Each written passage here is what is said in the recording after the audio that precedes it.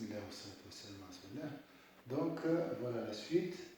Sayyida Khadija, c'est très beau ce qu'elle a dit, c'est bien d'apprendre, c'est des leçons ici. Donc, je dois, si on veut mettre en pratique ce qu'elle a dit, Sayyida Khadija, je dois respecter mes parents, je dois être modeste et humble, je dois aussi aider les orphelins, les nécessiteux. Je dois être généreux, c'est de temps en temps j'amène à manger ici, hein, et aide à faire triompher la vérité et défendre la vérité. Elle l'amena chez son cousin Waraqa ibn Nawfal ibn As'ad ibn Abd al-Uzza. Donc c'est le cousin de Sayyida Khadija. Il s'appelle Waraqa ibn Nawfal. C'est un nom très très connu à l'époque islamique. Celui-ci était chrétien depuis l'époque anté-islamique, sachant écrire l'hébreu et écrivait aisément l'évangile dans cette langue. Donc c'est un homme intellectuel à l'époque. Les gens qui savent lire et écrire à l'époque du prophète sont rares. Donc cet homme, Waraqa ibn Nawfal, était un homme sage, intellectuel. C'est le cousin de Sayyida Khadija. Donc Sayyida Khadija, elle a voulu calmer la frayeur de Sayyidina Muhammad, elle l'a amené chez son cousin. Donc celui-ci était chrétien, mais un chrétien qui suivait vraiment les préceptes de Sayyidina Isa. Il était dans vraiment la religion de Sayyidina Isa. Celui-ci était chrétien depuis l'époque anté-islamique. Sachant écrire l'hébreu, il écrivait aisément l'évangile dans cette langue. C'était aussi un grand sage qui avait perdu la vue. Khadija s'adressa à lui en ces termes. Cousin, écoute ce que va te dire ton neveu, qui est le neveu ici, le neveu, Sayyidina Muhammad sallallahu alayhi wa sallam. Waraqa dit à Sayyidina Muhammad sallallahu alayhi wa sallam, neveu, que s'est-il passé? Donc ici, pour ceux qui sont ainsi, on parle de la révélation. Donc le prophète a reçu la révélation et il tremblait. Hein, il avait peur, il avait peut-être je suis devenu possédé, qu'est-ce qui se passe? C'est la première rencontre avec l'ange Gabriel. Celui-ci lui décrit ce qu'il vit. Waraqa reprit. C'est ça la loi qu'Allah avait fait descendre sur Moussa. Dans une autre tradition, c'est le même ange qui a transmis le message d'Allah à Sayyidina Moussa. Al-Namous, c'est vrai que le mot Al-Namous, c'est traduit par la loi, c'est juste, le premier sens c'est la loi. Mais peut-être dans le sens, c'est la même chose. Parce que les prophètes, l'ange responsable de transmettre le savoir, c'est Jibril. L'ange responsable du vent, c'est Mikaïl. L'ange responsable du trône et du monde de l'assemblée céleste, c'est Israfil. Donc chaque ange a une mission, un travail. Donc l'ange du savoir, c'est l'ange Gabriel, c'est lui qui a transmis à tous les prophètes les messages. Celui-ci lui décrit ce qu'il vit. Waraqa reprit, c'est la loi qu'Allah avait fait descendre sur Moussa. Ah, si seulement j'étais jeune, si seulement j'étais en vie au moment où ton peuple te fera sortir. Subhanallah, la sagesse. Comment il a su? Hein? Le messager d'Allah Azza wa Jalla a dit, vont-ils me faire sortir, eux? Oui, répondit Waraqa, ajoutant, aucun homme n'a jamais apporté quelque chose de semblable à ce que tu apportes sans s'exposer à l'inimitié, donc l'animosité, et à l'adversité. Mais si ce jour me trouve en vie, je t'aiderai énergiquement ou bien avec. Donc, mais il est décidé, on va voir. Ensuite, Waraqa ne tarda pas à mourir. La révélation fut interrompue. Donc, il est musulman. Il est mort musulman parce que son intention était de secourir Sayyidina Muhammad sallallahu alayhi wa sallam. Regardez, hein, sans faire une prière, sans participer. C'est l'importance de l'intention. Il avait l'intention d'être parmi les rangs des musulmans. Voilà. Hein. Il est décédé, il est considéré comme. Et dans le livre de Sahih al-Bukhari, je crois, il a mentionné parmi les compagnons du prophète sallallahu alayhi wa sallam. Parmi les compagnons. Mais avant la révélation, donc avant l'avènement de la mission de Sayyidina Muhammad sallallahu alayhi wa sallam. La période d'interruption de la révélation. Ibn Sa'd rapporte, donc après, bien sûr, c'était une épreuve, on va voir, c'est une épreuve très très difficile pour Sayyidina Muhammad sallallahu alayhi wa sallam. La période d'interruption de la révélation. Ibn Sa'd rapporte d'Ibn Abbas que la durée de la période d'interruption de la révélation fut de quelques jours. Mais c'était très dur pour Sayyidina Muhammad sallallahu alayhi wa sallam. C'est cela le plus probable, mais aussi ce qui se dégage après l'exploration de tous les aspects.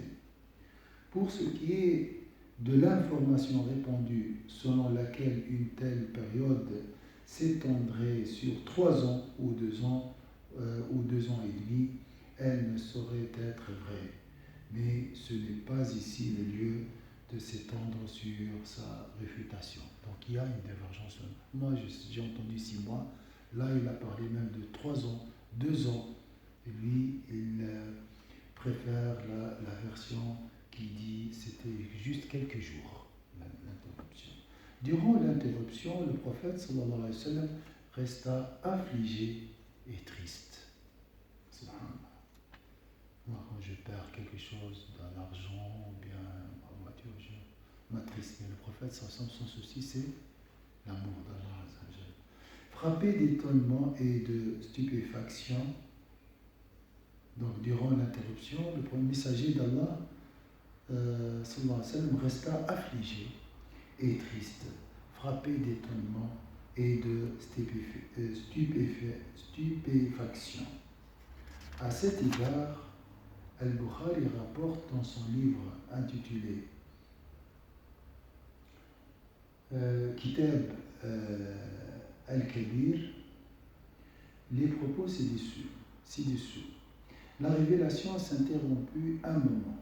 Le prophète, sallallahu alayhi wa sallam, selon ce qu'on nous a communiqué, évoqua alors une telle tristesse et une telle amertume qu'il songea à aller précipitamment se jeter du haut des hautes montagnes.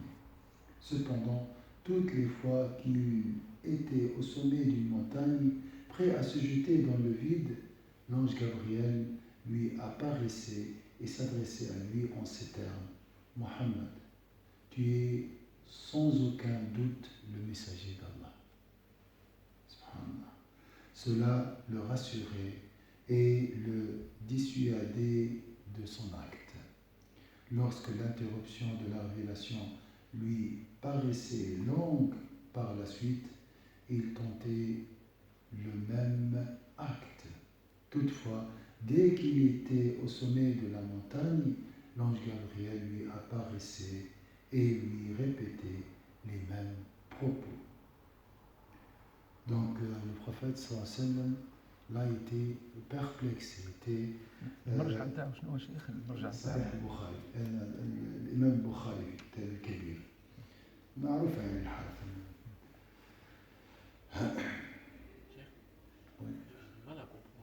Non. Se jeter, oui. Oui. Bon, pour lui, est-ce que c'est une possession? Est-ce que c'est l'ange Gabriel? Hein, il était dans la première phase de la révélation. Il n'a pas encore. C'était une épreuve pour enraciner la révélation, l'amour du Coran dans le cœur de Sayyidina Muhammad sallallahu. On va voir plus tard, il va recevoir des versets rassurants. Parce que je ne comprends pas comment le prophète sallallahu alayhi wa sallam il aurait voulu se suicider. Oui. Ça fait bizarre. Oui, c'était au début de la révélation. C'est comme tous les humains qui peuvent être frappés par une épreuve. Jibril, pour la deuxième fois, apporte la révélation. Inch'Allah, on va revenir juste sur la première période. Et donc, on voit ici le choix de la femme, l'importance de la femme. Il faut toujours choisir une femme pieuse. Et Allah Azza wa Jalla dit les bonnes pour les bons. Il faut choisir une femme. Là, Sayyidina Muhammad sallallahu alayhi wa sallam était réconforté, consolidé par sa femme. C'est sa femme qui l'a guidé vers la vérité, qui l'a rassuré par tout d'abord par les arguments et ensuite par la connaissance. L'argument ici, sa vie sociale, tout ça, la générosité, l'assistance, le secours, voilà. Et ensuite, elle l'a amené vers un homme sage comme Waraqa ibn Nawfal. Donc, si tu veux vraiment chercher la vérité et trouver la certitude, il faut deux choses, selon c'est faire du bien, faire beaucoup de bien, et aussi chercher la connaissance, apprendre, lire. Waraqa ibn Nawfal, c'est comme une bibliothèque ici, hein, pour trouver la certitude. Autre chose ici, pourquoi Sayyidina Jibril a étranglé Sayyidina Muhammad, a serré Sayyidina Muhammad dans ses bras, mais donc au point de le mener à l'étouffement. Ça c'est toujours, subhanallah, si tu veux enseigner, il y a la communication visuelle, la communication auditive, mais aussi il y a la communication avec le contact. Donc là, Sayyidina Jibril a utilisé trois formes. Lui, la vue et le contact. Sayyidina Muhammad sallallahu alayhi wa sallam a utilisé la même manière avec Sayyidina Abbas. Avant de l'enseigner, pour lui faire dua, il met sa main sur sa poitrine et demande à Allah Azza wa Jalla, Allah accorde lui l'interprétation et la science profonde. Donc le contact aide beaucoup à transmettre le message. Pourquoi Sayyidina Muhammad sallallahu alayhi wa sallam, Allah lui a envoyé un ange pour lui transmettre ce message, pour le rassurer. Donc, imagine la situation de Sayyidina Muhammad, il va plus tard, bien sûr, annoncer l'avènement de l'islam. Hein? C'est difficile, il va affronter l'adversité, l'intimité de son peuple, mais à chaque fois il va dire, mais derrière moi il y a l'ange Gabriel. Je suis soutenu par le chef des anges. Ça peut aussi lui donner la force. Donc Sayyidina Muhammad, au début de sa vie, il y avait les gens qui disent la femme n'a pas d'importance en islam, tout ça. La première femme qui a secouru Sayyidina Muhammad, c'était Sayyida Khadija. Et il est mort aussi entre les bras de Sayyida Aïcha. Ou bien sur la poitrine de Sayyida Aïcha. Donc regardez la place. Et la dernière chose était, les derniers mots de Sayyidina Muhammad sur cette terre étaient les femmes. Il a dit la prière, observez la prière et prenez soin de vos femmes. Les dernières choses. Donc voilà la place de la femme en islam. C'est elle qui a donc qui nous a transmis, Sayyida Aïcha nous a transmis le savoir, et Sayyida Al-Hamidi et à la Mecque, les fondements de l'islam, parmi les fondements de l'islam était fondé sur Sayyida Khadija aussi. Hein? Donc le soutien de Sayyida Khadija était parmi les piliers de l'islam, parmi les fondements de l'islam. Et là, donc le savoir a été diffusé grâce à Sayyida Aïcha. Regardez la place de la femme. Regardez la place de la femme en islam. D'accord? Voilà quelques points, Inch'Allah. On a dépassé, je crois, le temps. On a dit une demi-heure. Inch'Allah, demain, on va voir soit Aqida, soit la foi, Inch'Allah. Est-ce que vous avez une question? Quelque chose à ajouter? Est-ce que c'est clair? Ouais. Donc, pour la question du suicide, donc ça c'est pour Allah Azza wa Jalla nous a dit, Sayyidina Muhammad était un homme messager. Il pleurait, hein? Il a pleuré la mort de son fils Abraham. Donc c'est un homme, il pleure, il s'attriste comme nous, mais il est messager, il est secouru par Allah. Il est protégé par Allah Azza wa Jalla. D'accord? Celui qui hésite à se suicider, est-ce que Dieu va le châtier? Non. Si ça reste toujours une idée, Allah le pardonne. Le problème, si on passe à l'acte, là c'est dangereux. Qu'Allah pardonne à tout le monde, qu'Allah nous pardonne aussi. Et attention, il ne faut jamais juger quelqu'un qui se suicide. Il ne faut pas dire il est à l'enfer, tu ne sais pas. Allah Azza wa Jalla connaît le sort et les circonstances. Peut-être il a perdu la raison, le pauvre. Allahu A'lam. On ne doit pas juger. Mais bien sûr, en islam, ça reste toujours un acte répréhensible. Parce que c'est le cadeau d'Allah. Allah t'a confié ce dépôt qui est l'âme, il faut le préserver. Mais si la personne vraiment elle est coincée, elle est étranglée, hein, par les soucis, par les problèmes, et il préfère mourir, d'accord?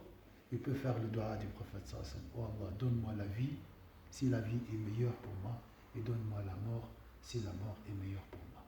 Donc tu délègues, hein, tu te reposes sur sur Allah Azza wa Jalla. Tu délègues ton choix à Allah Azza wa Jalla. Tu lui donnes le choix. Tu laisses Allah Azza wa Jalla. Tu te donnes le dossier de ta vie à Allah Azza wa Jalla. Voilà, ça c'est impossible. Ça soulage. Des fois, vraiment, on est dégoûté de la vie. On ne veut plus vivre. Ça nous arrive tous. Dans ce cas-là, demande à Allah Azza wa Jalla. Fais ce dua et Inch'Allah, tu recevras, Inch'Allah, un grand soulagement, Inch'Allah. Et le dua, il est simple. Voilà, donc la question du suicide. Qu'Allah protège tout le monde, pas seulement les musulmans. On doit faire dua pour tout le monde. Parce que se suicider est très malheureux comme acte. Voilà, qu'Allah vous préserve aussi, vous donne le bonheur dans la vie d'ici-bas, dans la vie de l'au-delà. Si vous voulez suivre ce cours, il y a YouTube, mais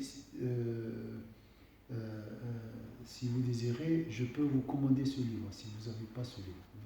C'est un livre très simple, mais très beau aussi. Le Nectar Cacheté, si vous voulez, on peut faire une commande pour un groupe, Inch'Allah, on ne sait jamais. Inch'Allah, subhanallah. شكرا.